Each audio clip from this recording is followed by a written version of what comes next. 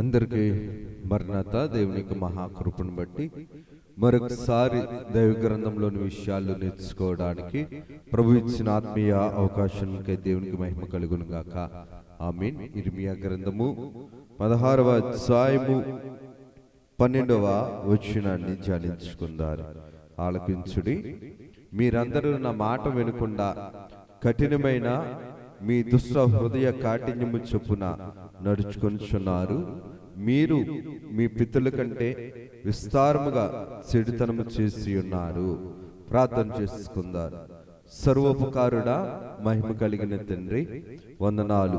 దీవించండి, ఆశీర్వదించండి. నీ ఆత్మచేత మమ్మలను నడిపించుకొని మీరు మహిమను పొందుమని మహిమనాథును శ్రేష్ఠ పాలకును ఏకరక్షకుడు యేసు నామమున అడుగుచున్నాము తండ్రి. ఆమేన్. త్రిత్వదేవుని దీవెనలు సదాకాలం మనకు తోడుగా ఉండి ప్రభువు మహిమ పొందును గాక. ఆమేన్. దేవుని యొక్క ఆత్మీయ జీవితంలో మరి కొద్ది రోజులుగా ఇర్మియా గ్రంథం గురించి మనం నేర్చుకుంటున్నాం. ఇర్మియా గ్రంథములో దేవుడు మొదటి నుంచి మనకు నేర్పిస్తున్నట్లు ఈ యొక్క ఇర్మియా గారు బోధిస్తుండేటప్పుడు ప్రజలు వింటున్నా సరే పాపము ఒప్పుకొనని వారు, ప్రతి స్థలమందు కూడా పాపము చేసిన వారు, దుష్ట మనసుతో దేవునికి వ్యతిరేకంగా తిరుగుతున్న వారు, శిక్షకు లోబడని వారు, దేవుని యొక్క నీతి న్యాయములు లేనివారు, కనులుండి చూడని వారు, చెవులుండి వినని వారిగా మరి ఎన్నో పాపముల చిట్ట మరి ఇర్మియా గ్రంథములో దేవుడు రాయించినట్లుగా మనం చూడగలుగుతున్నాం.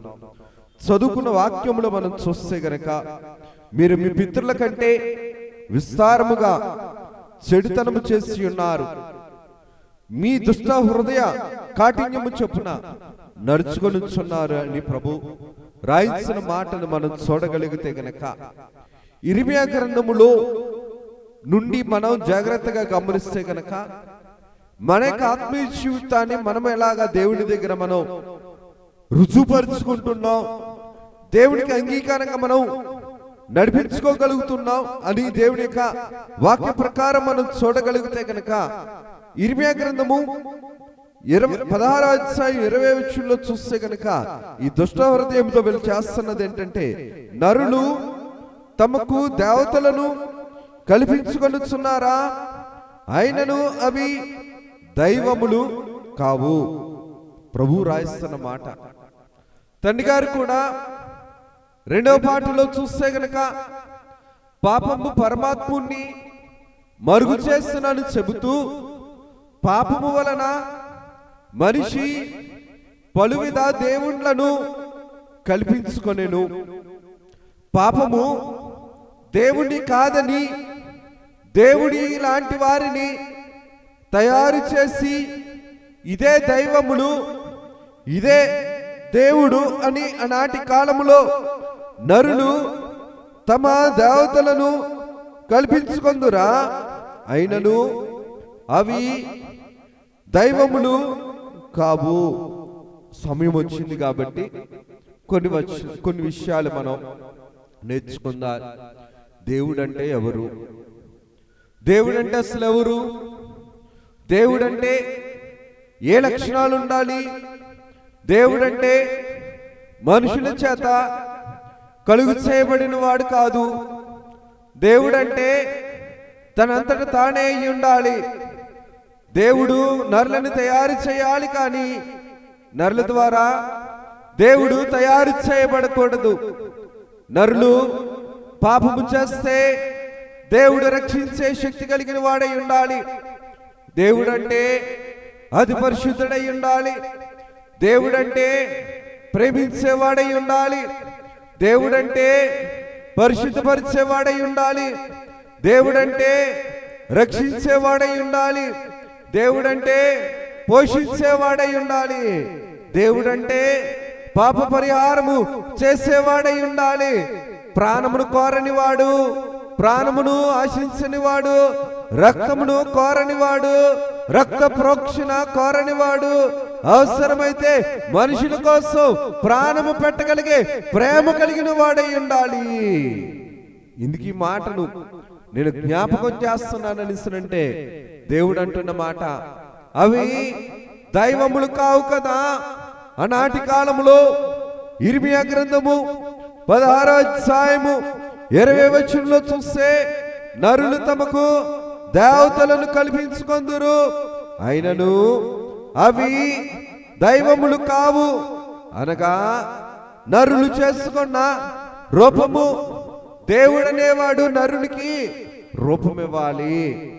దేవుడనేవాడు నరునికి మేలైన రూపమివ్వాలి, ఆరోగ్యమైన రూపమివ్వాలి, హానికరము కాని రూపము ఇవ్వాలి. అంగీకారముకు రూపము ఇవ్వగలిగిన వాడే దేవుడు. పాపము పరిశుద్ధమైన రూపాన్ని తీసివేసి అపవిత్రమైన రూపాన్ని ఇచ్చేది, రూపమును చెడగొట్టేది, రూపము లేకుండా అందహీనముగా చేసేది ఈ యొక్క పాపము. అందుకనే దేవుడు రాయించిన మాట ఏంటంటే, ఆనాటి కాలంలో ఏక పరిశుద్ధమైన రూపమైతే తీసేయడానికి కారణమవుతున్నదో అటువంటి రూపాలను మానవులు తయారు చేసుకుంటున్నారు అని చెబుతూ 17వ అధ్యాయము ఇర్మియా గ్రంథము 5వ వచనంలో చూడగలిగితే గనుక, నరులను ఆశ్రయించి శరీరాలను తమకు ఆధారముగా చేసుకున్నట్టు తమ హృదయమును యెహోవా మీద నుండి తొలగించుకుని వాడు శాపగ్రస్తుడు. దేవుడు రాయించిన మాట ఇది.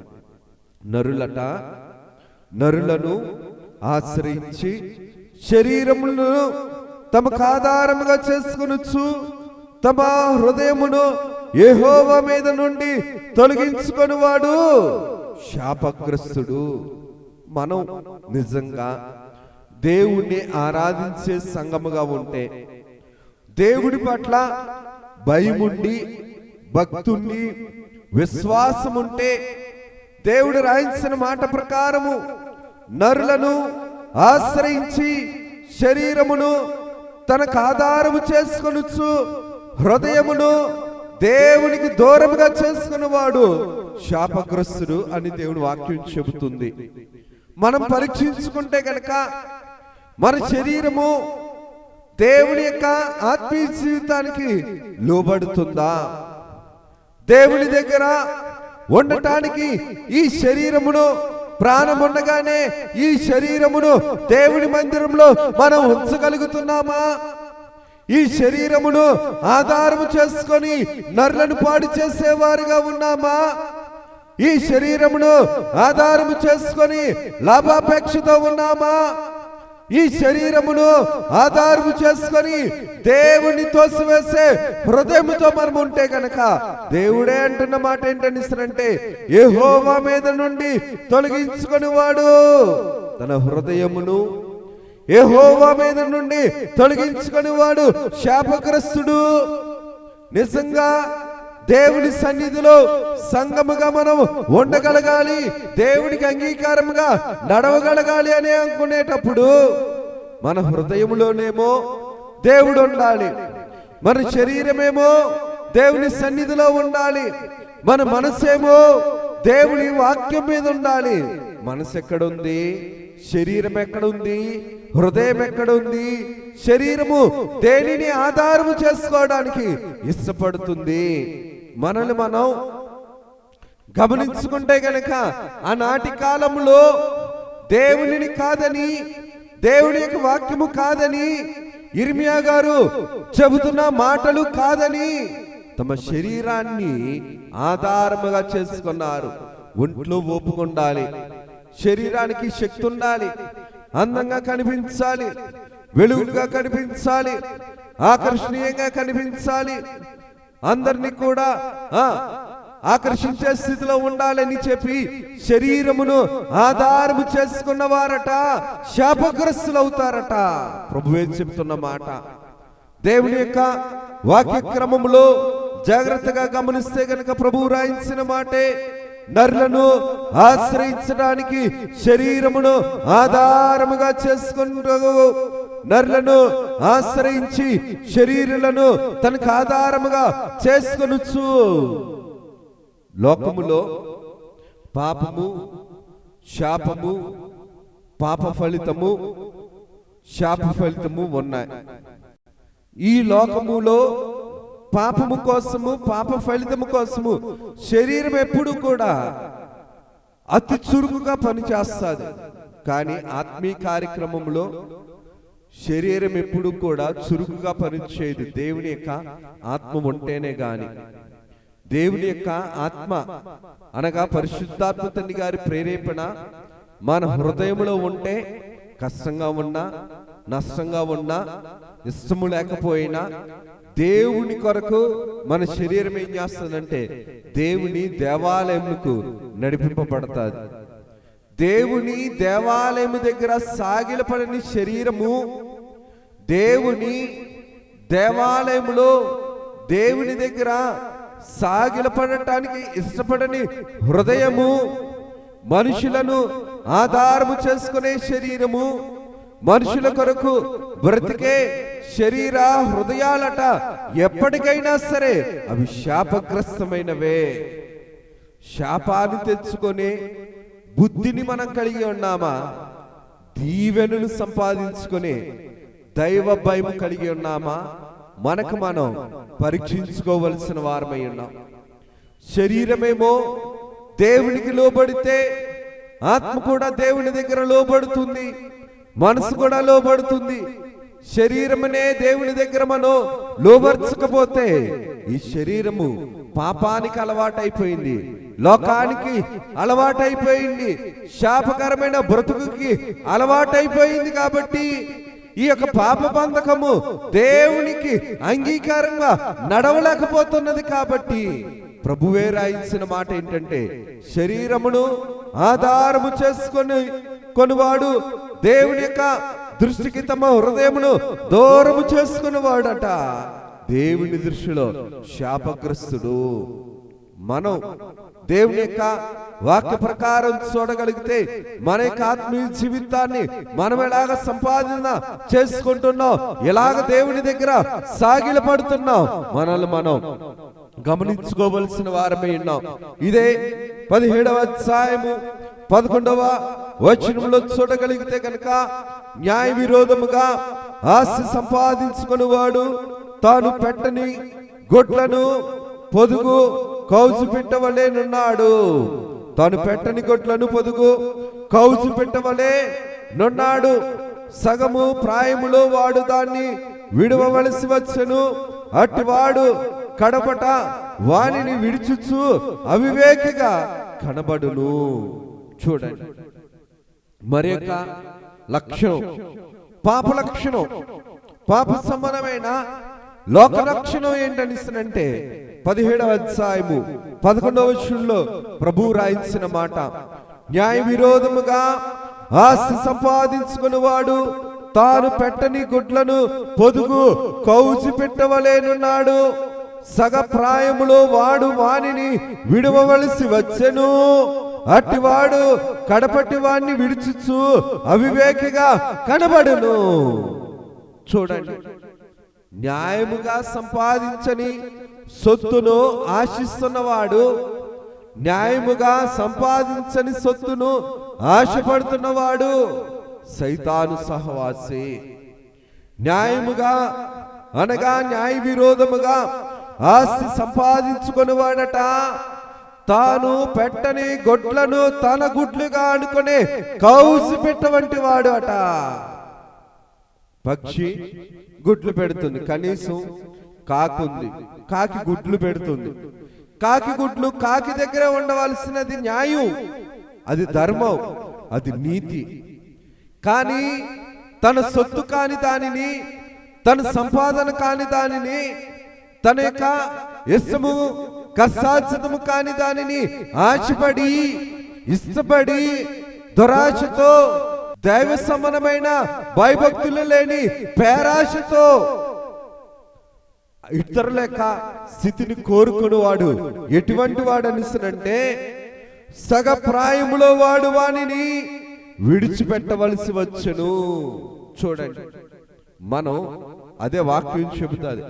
ఒకడు భూలోకమంతా సంపాదించుకొని, భూలోకమంతా స్వతంత్రించుకొని భూలోకంలో ఉన్న వాటిని అన్నింటినీ పొందుకొని సడన్ గా అనుకోని స్థితిలో చనిపోతే ఆ మనిషి యొక్క పరిస్థితి ఏంటి? ఆ మనిషి యొక్క పరిస్థితి ఏంటి? తల్లిదండ్రులుగా పిల్లలకి మనం కొన్ని ధర్మాలు చేయాలి. పిల్లలకి ధర్మాలు చేయాలి. బైబిల్ కూడా అదే చెబుతుంది. నీవు నా కట్టడలను, నా ఆజ్ఞలను, నా యొక్క విధులను నీవు క్రమము తప్పకుండా ఆచరించినట్లయితే నీ యొక్క నీతిని బట్టి నీ పిల్లలు తరతరాలు కూడా నేను పోషిస్తాను. నువ్వు పిల్లలను చూస్తావని వాక్యం చెబుతుంది. నీ పిల్లలు ఒలీవ మొక్క వలె, నీవు ద్రాక్షావళి వలె ఉంటావని దేవుడు రాయించాడు. ఆ వాక్యం మనకు అవసరం లేదు. అటువంటి వాక్యం అవసరం లేదు. దేవుడు దీవించాలని అనుకుంటాం, కానీ దేవుడు రాయించిన మాట ఏంటంటే న్యాయ విరోధముగా మనని కాని దానిని ఏదైనా సరే మనం సంపాదించుకోవడానికి ప్రయత్నం చేస్తేనట సగప్రాయములో వాడు దానిని విడవవలసి వచ్చెను. అట్టివాడు కడపటి వాణిని విడిచుచు అవివేకిగా కనబడును. దేవుడు చూడండి ఎంత చక్కగా వాక్యాన్ని రాయించారో. ఎందుకు ఈ మాటలు నేను జ్ఞాపకం చేస్తున్నానంటే, దేవుడు భయము లేని వారు ఇశ్రాయేలీయులు ఆనాటి కాలంలో. ఇదే మాట 15వ వచనంలో చూస్తే గనక, వారు యెహోవా వాక్కు ఎక్కడున్నది, దాన్ని రమ్మని అనుచున్నారు. నేను నిన్ను అనుసరించి కాపరినయ్యుండుట మానలేదు. ఘోరమైన దినమును చూడవలనని నేను కోరుకోలేదు. నీకే తెలిసి ఉన్నది, నా నోటి నుండి వచ్చిన మాట నీ సన్నిధిలోనున్నది. ఆపత్కాలమందు నీవే ఆశ్రయము, నాకు అధైర్యము పుట్టింపుకుము. దేవుని యొక్క వాక్య క్రమములో జాగ్రత్తగా గమనిస్తే దేవుడే రాయిస్తున్న మాటలు, దేవుడు మనకు బోధిస్తున్న మాటలు ఇవి. మనము ఒకవేళ అటువంటి వరుసలో ఉంటే గనక అటువంటి దీవెనను ఆధారము చేసుకొని బ్రతకాలి, కానీ పాపమును ఆధారము చేసుకొని బ్రతకాలి అనుకోవడం ఏంటనిస్తుందంటే పాపి యొక్క, అపవాది యొక్క, సైతాను లక్షణం. మనుషుల్ని ఆధారం చేసుకొని బ్రతకాలనుకోవటం శరీరాన్ని ఆధారం చేసుకొని బ్రతకాలనుకోవడంతో సమానం. శరీరంతో సాధించలేనివి ఆత్మీయ జీవితంలో ప్రార్థనా శక్తిని బట్టి మనం సాధించగలం, దేవుడు వినిపిస్తాడు. కానీ సాధన కష్టం. పాపం చేసే వారికి సులువైన సొమ్ము సంపాదించడమే తెలుసు, కానీ ఆత్మ సాధనకై కష్టపడటం, ఆత్మీయ జీవితాన్ని సంపాదించుకోవడం అతి కష్టంగా ఉంటుంది. ఎందుకని? శరీరము సౌఖ్యము లేని సంపాదన చేస్తుంది కదా అని అనుకుంటుంది పాపము చేస్తుండేటప్పుడు. అని దేవుడు రాయించిన మాటను జాగ్రత్తగా మనం గమనిస్తే గనక 18వ అధ్యాయము 12వ వచనంలో చూస్తే గనక, నీ మాట నిష్ప్రయోజనము, మేము మా ఆలోచన చొప్పున నడుచుకుందుము, మేమందరము మా మూర్ఖ హృదయము చొప్పున ప్రవర్తించదుము అని చెప్పుకుందురు. చూడండి దేవుడు రాయించిన మాట, వారే అంటున్న మాట, వారు నీ మాట నిష్ప్రయోజనము. చూడండి, వారు నీ మాట నిష్ప్రయోజనము, మేము మా ఆలోచన చొప్పున నడుచుకుందుము, మేమందరము మా మూర్ఖ హృదయము చొప్పున ప్రవర్తించదము అని అందురు.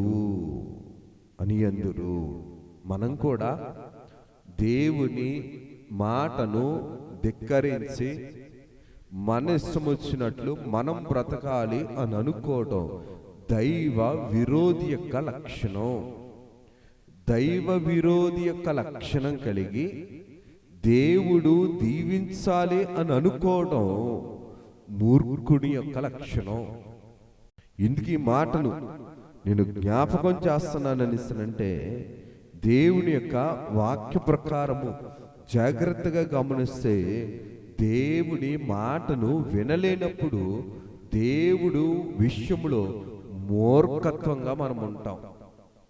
దేవుని మాట వినిపిస్తున్నా సరే దేవుని యొక్క ప్రేమను లక్ష్య పెట్టని వారం, వినని వారం, పట్టించుకొని వారం, దేవుడంటే భయము గాని, భక్తి గాని, విశ్వాసము గాని, విధేయత గాని లేని వారముగా ఉండిపోతాం.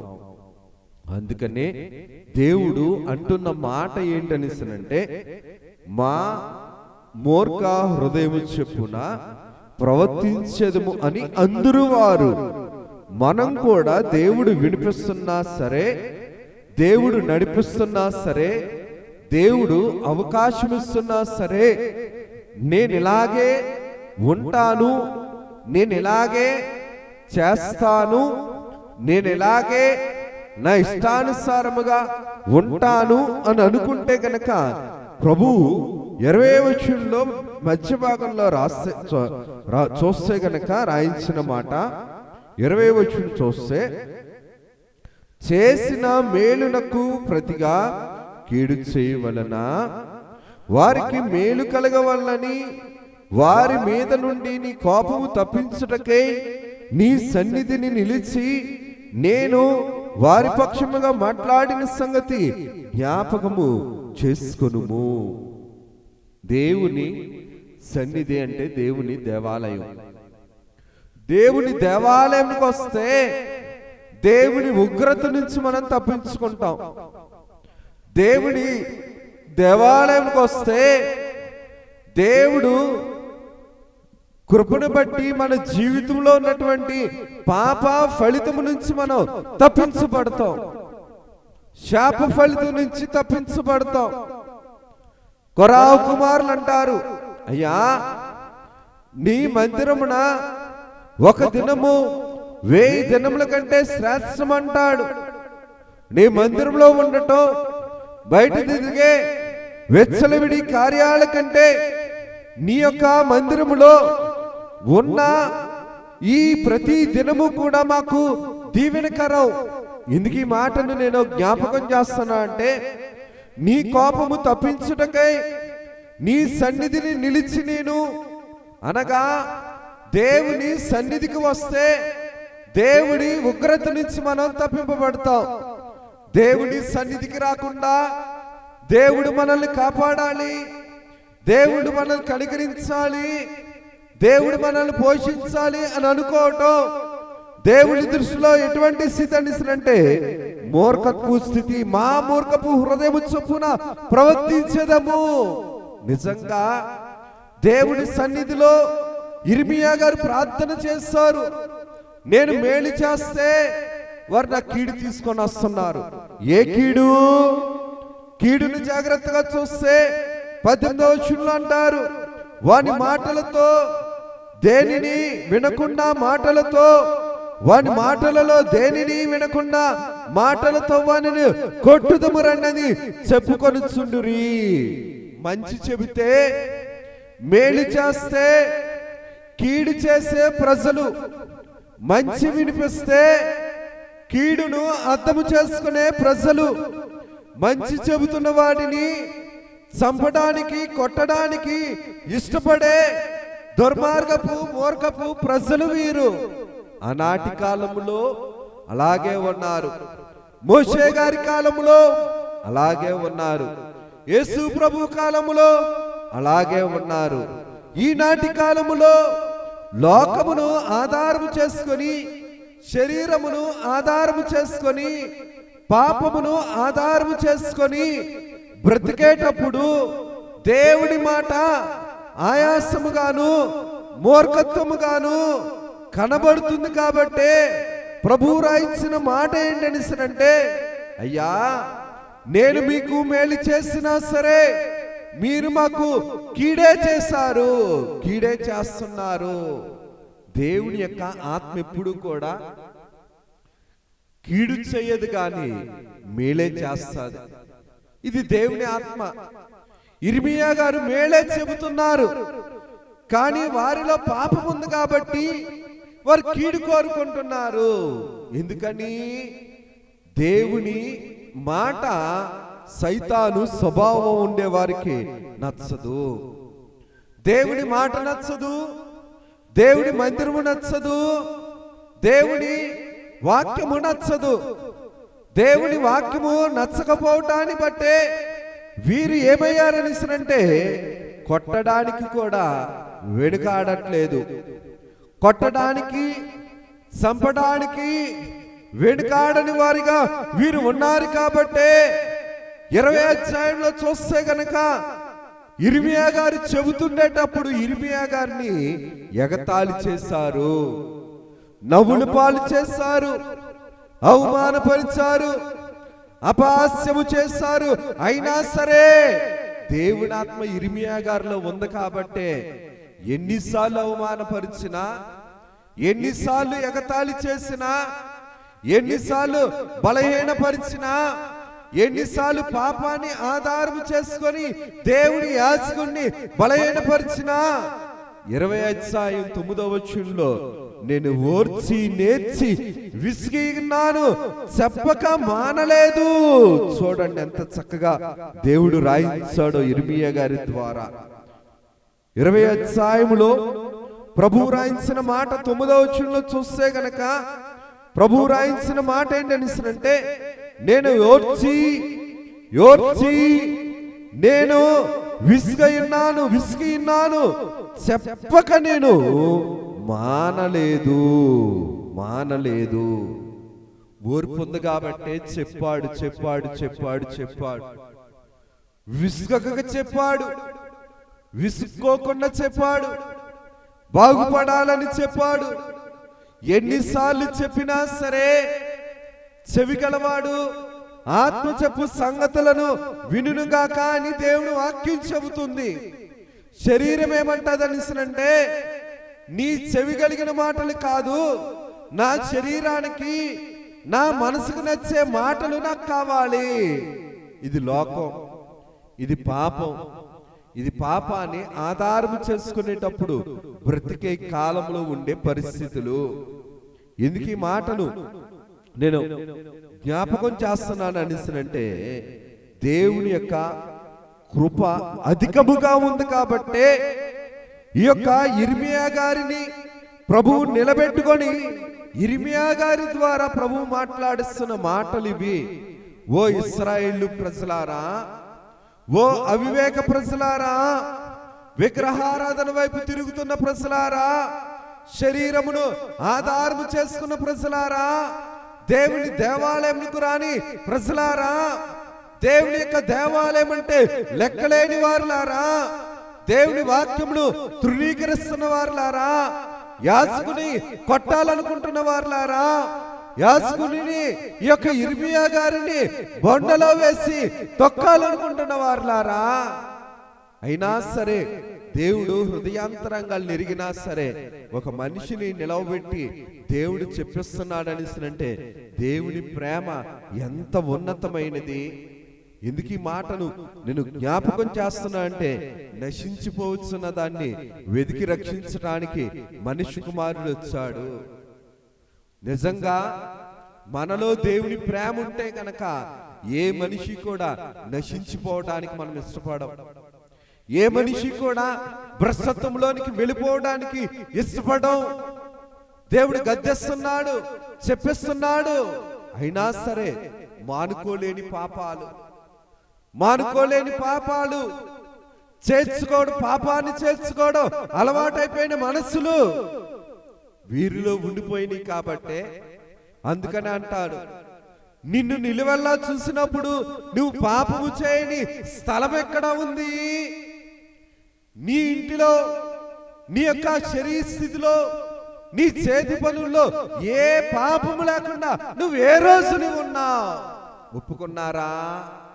ఒప్పుకోలేదు కదా. ఒప్పుకోలేని వారుగా ఉన్నారు కాబట్టే దేవుని దగ్గర అంటున్న మాట, మేము నిర్దోషులము, కానీ దేవుడు ఏమంటున్నాడు అంటే, చెత్తకు ధాన్యానికి సంబంధం ఏమిటి? చెత్త మనం, పాపము మనల్ని విసర్జించే వారిగా మలుస్తుంది, చెత్తగా మరుస్తుంది. కానీ దేవుడు గట్టిగించగా ధాన్యముగా మార్చాలని దేవుడు అనుకుంటున్నాడు. దేవుని యొక్క కార్యము, దేవుని యొక్క కార్యక్రమము, దేవుని యొక్క చిత్తమైన స్థితి వాక్యములో ఉన్నది. కాబట్టి ప్రభువు రాయిస్తున్న మాట ఏంటనిస్తున్నంటే, నీ కోరిక అన్యాయముగా లాభము సంపాదించుకుంటే ఏందే? మన కోరిక అన్యాయముగా లాభాన్ని సంపాదించుకుంటే ఎందే ఉంటుంది.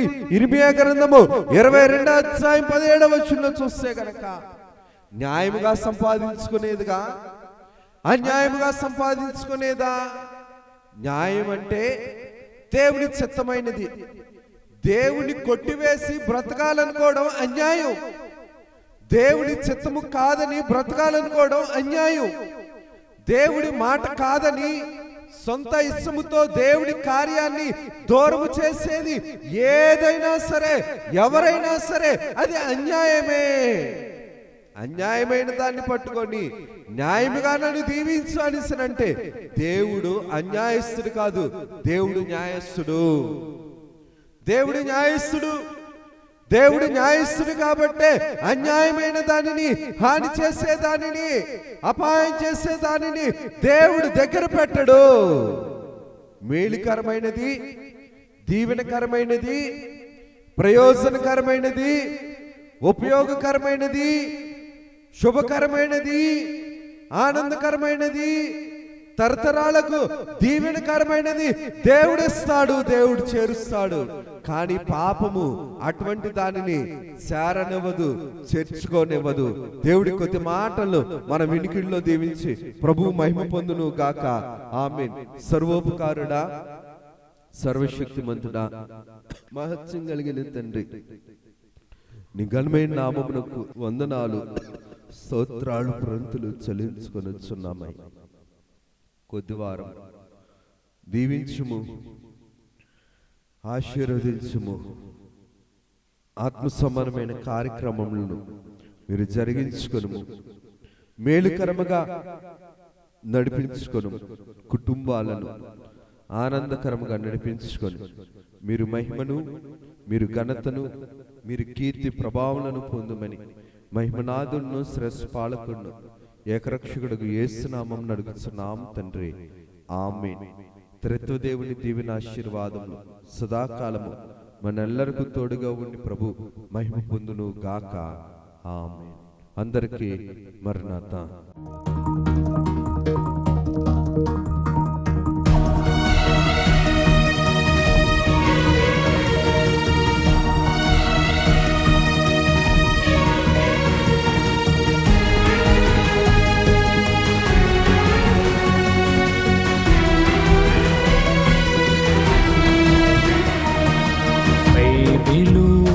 ప్రకటన, బయలుపరచిన ప్రకటన, యేసయ్య ప్రకటన, దాసయ్య ప్రకటన, పరలోక ప్రకటన, పరిశుద్ధ ప్రకటన, యేసయ్య ప్రకటన, దాసయ్య ప్రకటన, పరలోక ప్రకటన, పరిశుద్ధ ప్రకటన.